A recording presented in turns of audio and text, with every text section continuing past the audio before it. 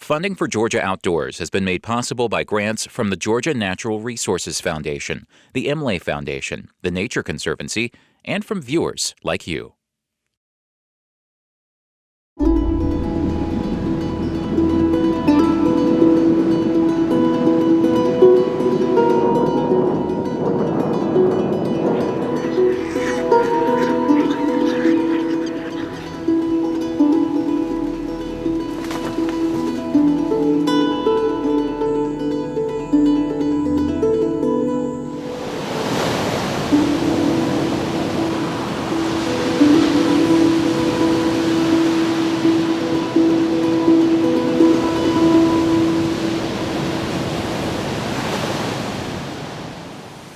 Anyone who loves wildlife holds a special place in their heart for the people who nurse the injured or the sick back to health. Well, you are about to meet one such person.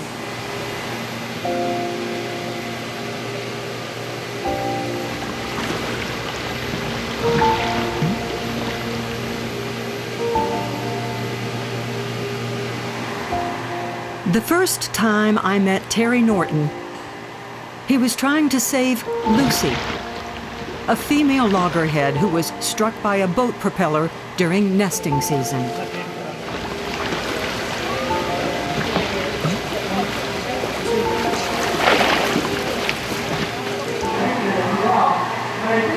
One, two, three.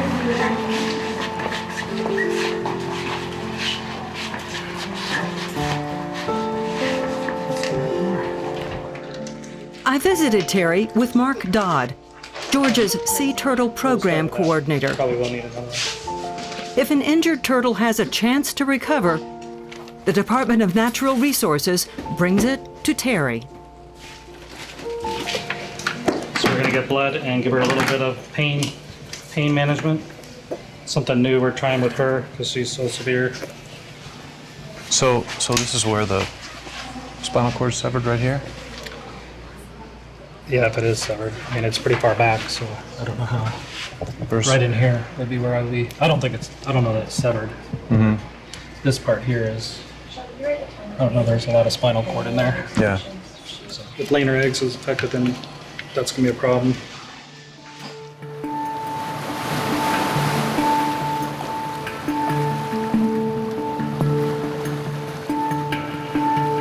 Loggerhead turtles like this one we filmed on Ossabaw Island crawl up the beach looking for a safe spot to lay their eggs.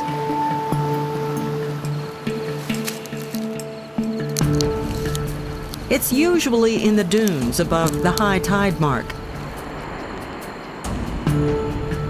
Lucy had already made one climb into the sand dunes, where, like other loggerheads, she likely deposited about 100 eggs in a nest, which is called a clutch.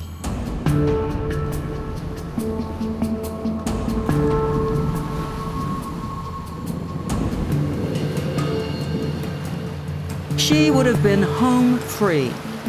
But these turtles average between 2 to 8 nests a season. Can you grab some towels?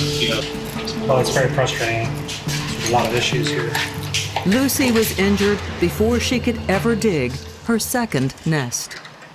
This turtle was photographed on the beach on May 31st, and it was completely healthy, no injuries, and then came back up on the beach several weeks later with limited use of its back flippers and seemingly unable to lay eggs in the sand. And without the flippers, she can't dig a nest, right? She can't dig a nest, exactly. And so obviously there's a massive wound here on the posterior end of the shell and a second wound on the side of the shell, and the wound is characteristic of a boat collision injury. What makes this tough is the fact that Lucy has a clutch of eggs inside of her. But due to her injury, she is unable to lay them. That's right there is an egg. See that right there, Mark? Mm-hmm. See the shell on it. So there's a bunch in there. We did x-rays on that other one so you could see the numbers. With this, we can just say that there's a bunch of shelled eggs in there. So we know that she needs to be laying those.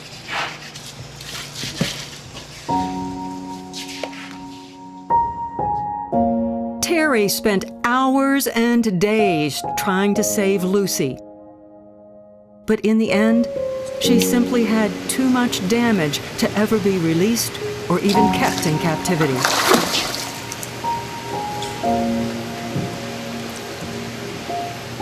Letting go may be one of the hardest things a veterinarian has to do.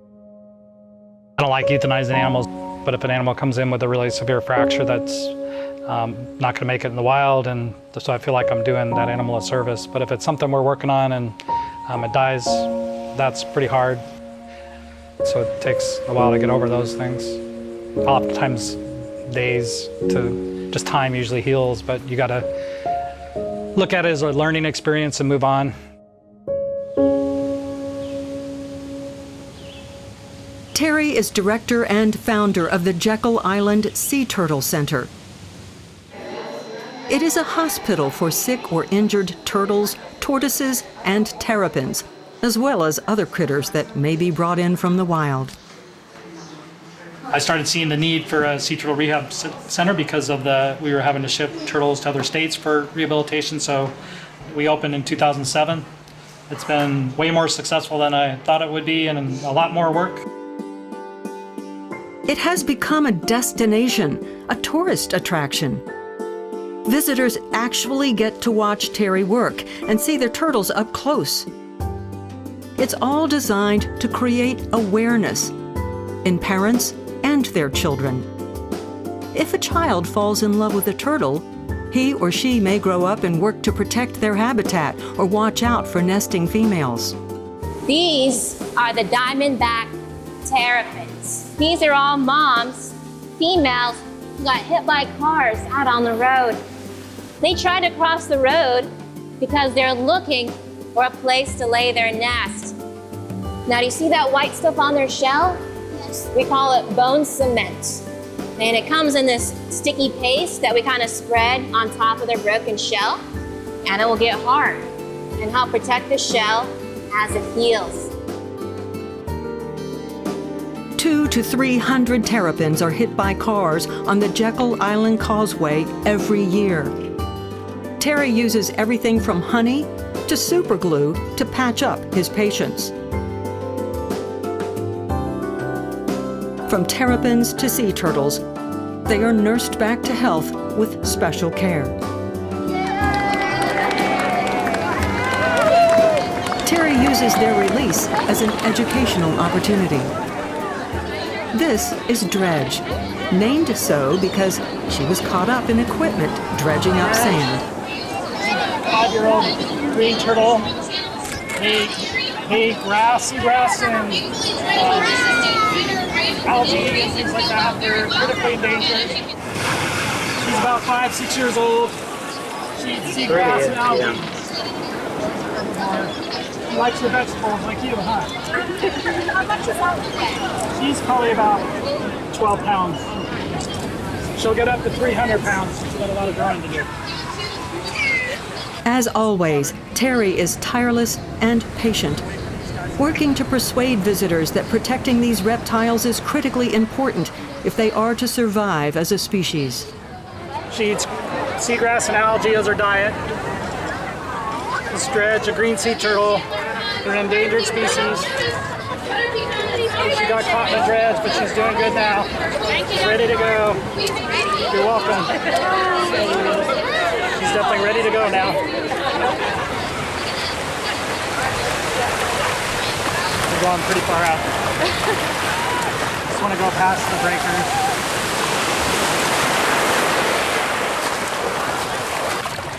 Just put them underwater. Just put them in the water, just keep a hold of them. And then grab the back of their shell. Make sure they're swimming good. Let me do it. That one's going. Go ahead. Raise your hands up. Just keep an eye on your turtle, see if you can see them come up. You want to see if they're heading out the right way before we go in. Make sure they're not coming back this way. They all took off pretty good. Good. They all looked real happy. There's no floating or anything like that, so Well, that's they look we good and wouldn't want healthy. that. Good job.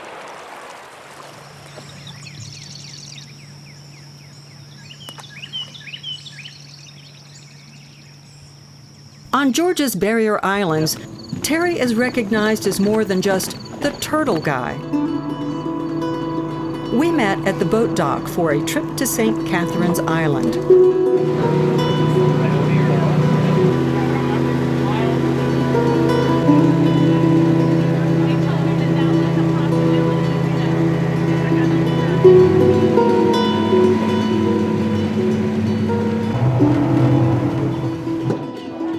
It's time to give the ring-tailed lemurs who live on St. Catherine's their annual exams. I know you come over here on a regular basis for the lemurs. Are there other islands? Oh, here comes your first patient. Yep. We have to wear masks for these exams to protect both the primates and us from any possible disease exchange. The lemurs arrive in nets, and their faces are immediately placed in little gas masks because there is no way you could do what Terry is about to do with an active primate.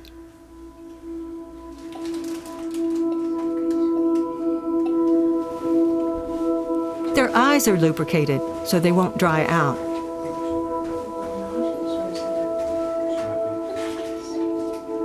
And they undergo the same indignities the rest of us do in the doctor's office. So now I'm just doing a physical, just checking all the digits, and they are very prone to trauma, so we always check for any wounds. And a lot of times it's very hard to tell because of this thick coat. So he's got a little bit of mild dental tartar. You can see his comb teeth here. Oh, yeah, that's the little grooming teeth. And they also have this little tongue lingual appendage, so they groom with that little tongue appendage. So the one that we had earlier had a laceration all the way down the tongue, the split in half. But he's done good, so we'll take an X-ray. She definitely has decreased range of motion in that hip. So put the right hip, decreased range of motion. That's as far as it will extend. So she had an injury when she was younger. But she can still climb, okay? Yeah, she climbs fine. She has all the function of this knee. She just can't, that's as far as she can extend it. But we have one that was missing its arm, and you could barely tell that it was handicapped. But there's one part of the lemur exam thankfully different from our exams. They get their TB shot in the eyelid. That hurts me. Why do you do this? Because it's easier to see if they're swelling, at 24, 48, and 72 hours we'll check for a reaction. Oh, I see.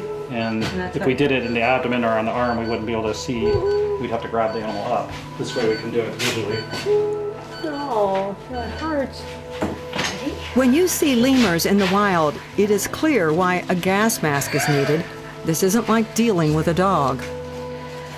There's a head. I'm amazed how calm they are at this stage. Oh, yeah. She says. When they see a free moment, they'll do that. What are you feeling for, Terry? Kidneys, intestinal tract, any fluid, bladder, liver, so all the body organs. Lemurs also have scent glands that they use to mark territory or declare dominance. They rub their tails on that gland and throw the smell. Keep that smell in mind. On a second day of lemur exams, Terry shows the dry sense of humor he's known for. Look at the ears.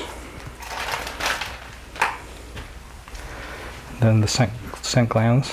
So that's normal secretion. Ow. Oh man, that is a big smear. It's the initiation. Yeah. You have to go through it. Earthy. Earthy. Can you smell me? Yeah, you stink. I can smell this through the mask. Really? Yeah. You want some more? No. His serious manner hides the fact that Terry is shy, humble, and quite the prankster. Yeah, a lot of times it's more subtle, it's dry sense of humor, and it's at times when they're a long day, and you just can't be serious anymore, and it's when you're comfortable with people. Is there anything you don't work on? Humans. I'm usually fairly intense when I'm working on an animal, but in between and afterwards, I like to do practical jokes and just have fun. So we do try to have fun with both here at St. Catharines as well as the center and other places that I work. Like wiping lemur stink on people. Yeah, sure. Terry has done at least 2,500 lemur exams over the years. But his passion is evident regardless of the repetition.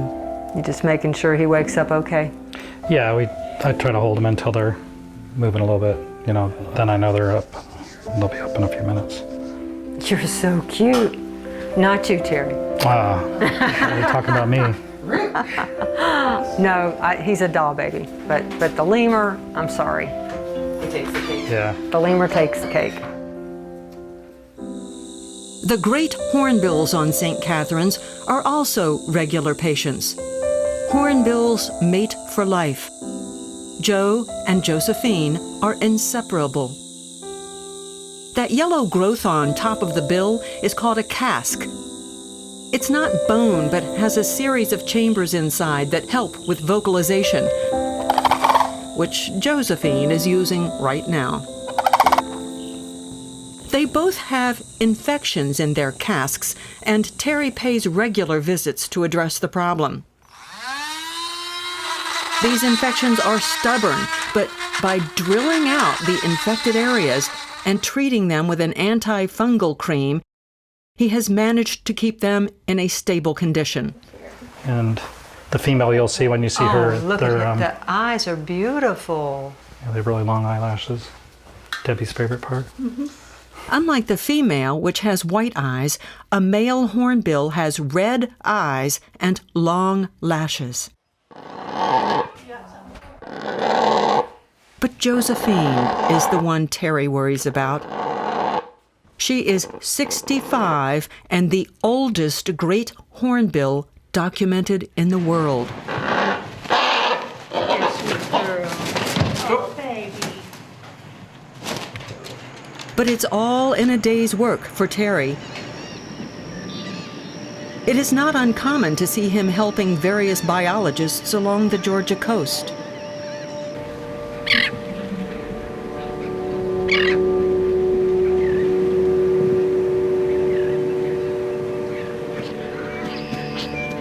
In 2011, we caught up with Terry when he was working with pelican chicks on a sandbar near Little St. Simon's Island.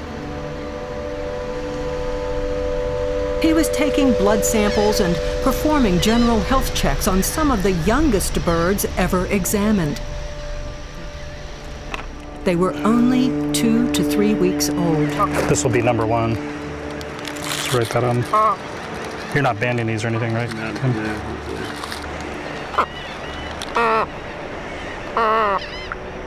It's got one small plaque in the top of the oral cavity.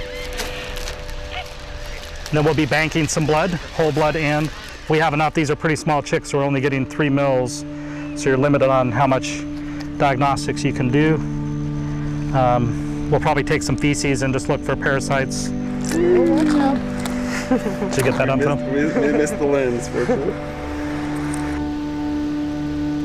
These babes were special because their parents had been covered in oil during the huge BP spill off the coast of Louisiana. They were cleaned, brought to Georgia, and surprisingly returned here to nest the following year. In the past, oiled birds typically don't reproduce the next year. And so we're just documenting that they have healthy chicks and comparing them to some non-oiled bird chicks.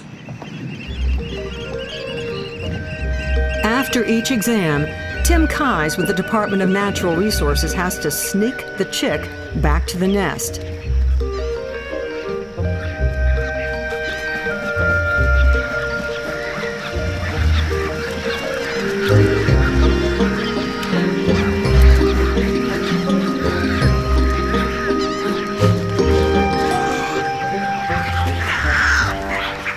Meanwhile, more are seized and taken to Terry.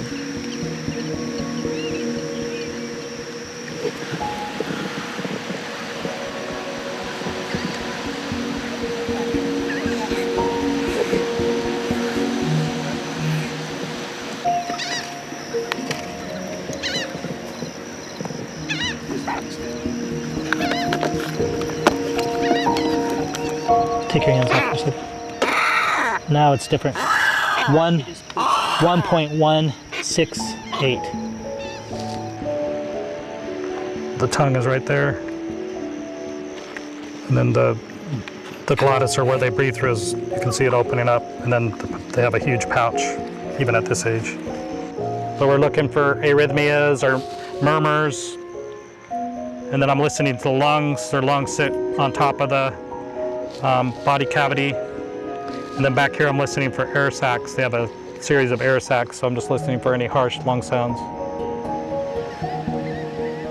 From hornbills to pelicans, Terry is always happy to work on Georgia's coast, a place he calls among the most beautiful in the world.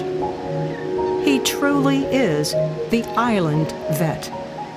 I love being out here. It's like a different world, actually, being with the pelicans, and there's nobody out here, and it's just so beautiful. The outdoors may be wonderful, but this building is his favorite place. You see, it was built on a dream, and he still marvels at its success. The whole experience of having that start off as just a thought in my mind with an animal that stranded, and there was no place for it to go other than pretty far away, and then just started thinking about how I could change that, and that it actually became a reality. I guess that's probably the, not necessarily a moment, but the period in my life that stands out pretty significantly, because there were a lot of people that thought I was crazy. Especially in those early years when I would just talk about it and it wasn't materialized yet, but I think a lot of people didn't think it could really happen. So that's pretty cool. It may have seemed like a crazy idea years ago, but now about 100,000 people come through the Jekyll Island Sea Turtle Center every year. All of them leave with a better understanding of the importance these animals play in the ecosystem and the dangers they face in the wild.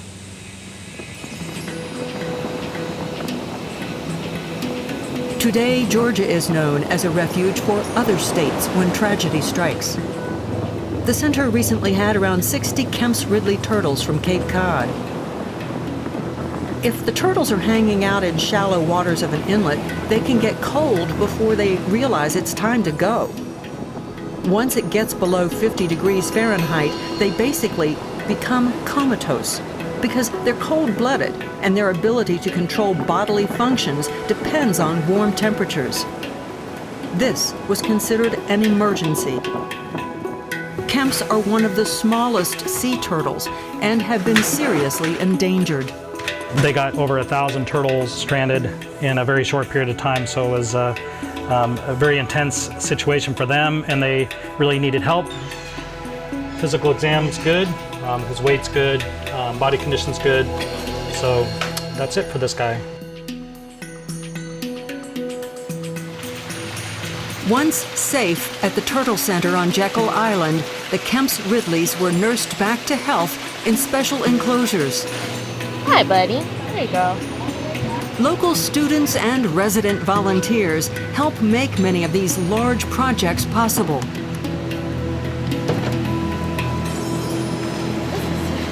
This is probably good. And then she get on and away. Georgia is on the wildlife conservation map in large part because of Terry's connections throughout the world.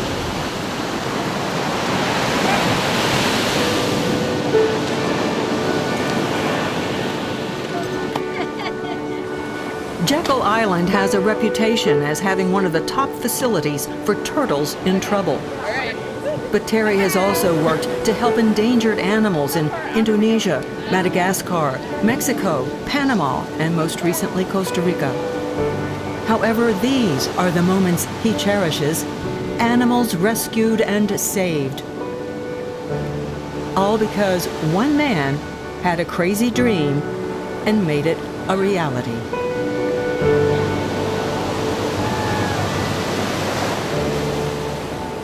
More than 1,600 animals have been rehabilitated and released from this facility.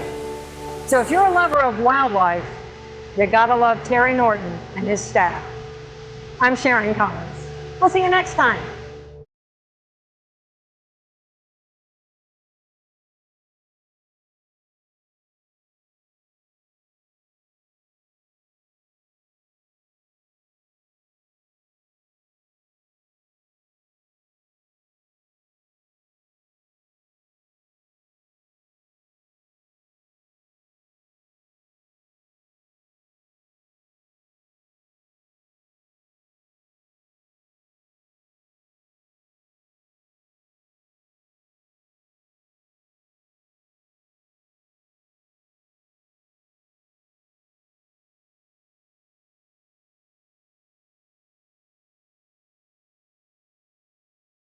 Funding for Georgia Outdoors has been made possible by grants from the Georgia Natural Resources Foundation, the Foundation, the Nature Conservancy, and from viewers like you.